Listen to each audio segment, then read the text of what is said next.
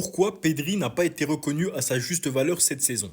Parce que oui, pour moi, c'est le meilleur milieu de terrain du monde dans le jeu, je parle. Bien sûr que si on prend en compte tous les critères comme on peut faire au Ballon d'Or, Vitinha passe devant étant donné que Vitinha a le palmarès, la Ligue des Champions, la National League qu'il a gagné contre l'Espagne d'ailleurs. Mais si on parle uniquement de jeu, pour moi, Pedri est le meilleur. Et pourquoi, les gars, il n'est pas aussi mis en avant? Et j'ai trouvé les raisons.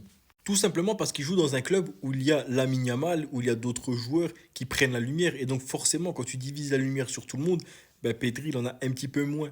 Il joue très très bien dans un club où tout le monde joue bien.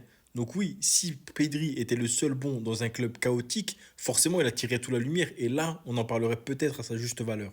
Mais aujourd'hui, il joue dans un club où il y a Rafinha, où il y a Lamine Yamal. Et donc, Rafinha, on sait que c'est une machine à but. On a vu ce qu'il a fait en Ligue des Champions, la meilleure saison de sa carrière. Donc, forcément, il a pris un peu de lumière.